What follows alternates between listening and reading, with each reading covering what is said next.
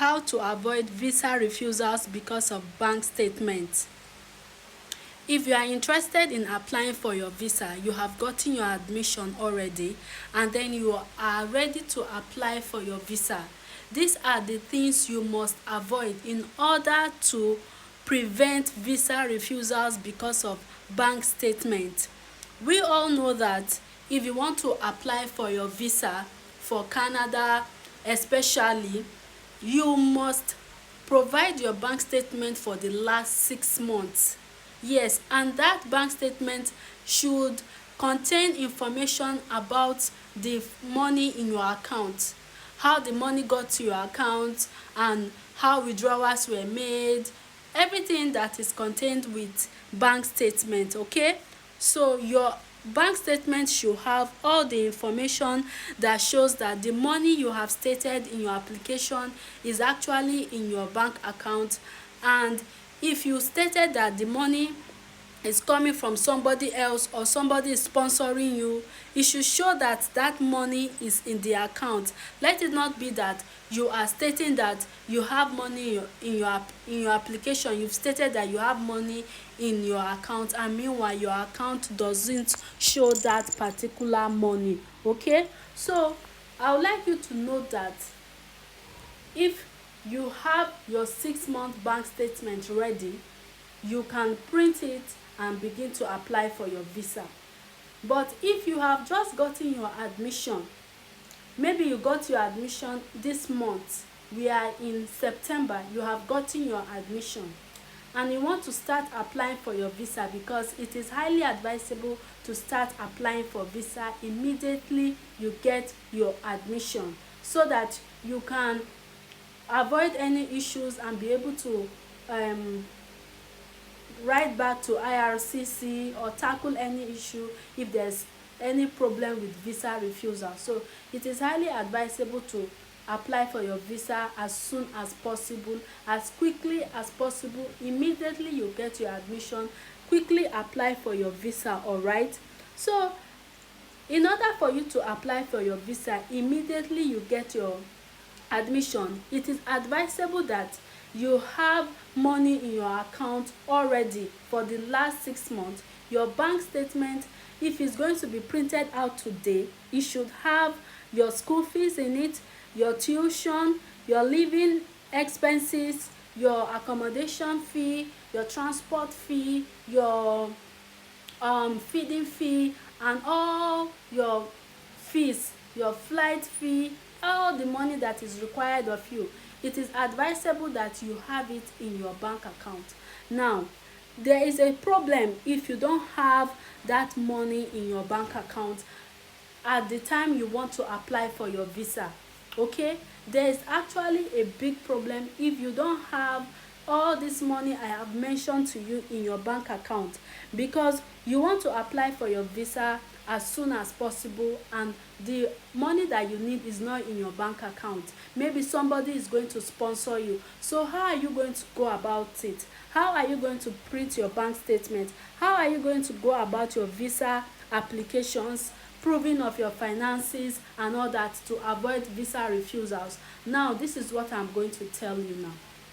The first thing to do is, after getting your admission and you know that the money in your account is not sufficient to prove your finances, to prove your tuition, to prove the money that is required of you total for your studies, and there's somebody that is going to sponsor you, the person has the money in their own account, these are the things that you should do. Number one, the person should send the money to your account gradually. There should not be large deposit of money into your account. There shouldn't be large sum of money deposited in your account. Okay, so the person should send the money into your account gradually.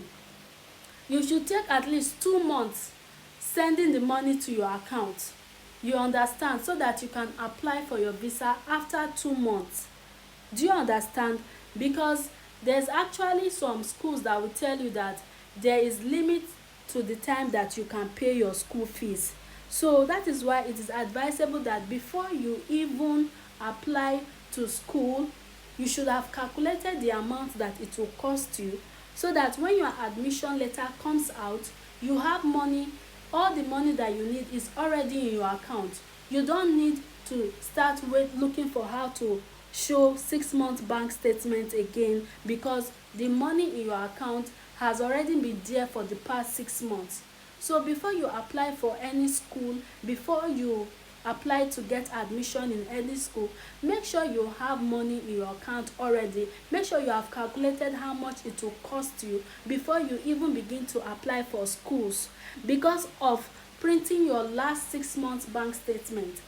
Now, if you should get your admission in September and you are supposed to print your bank statement for the last 6 months, and you don't have any money in your account, or it's not even sufficient for you to print out to start applying for your visa, because you need to apply for your visa as soon as possible, how are you going to prove your bank statement? How are you going to prove that 6 month bank statement?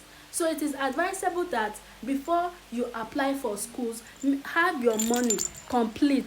Make sure you know how much it will cost you to study in Canada, in UK, in US, so that immediately you get your admission, you can print out your bank statement and apply for visa as soon as possible, so that it will not take time, so that you will not have any delay, so that even if there's any issue, you can tackle it before your school resumes, so that you will not have visa delays, so that you will not have visa refusal, so that you will not have issues. It's good to do things on time.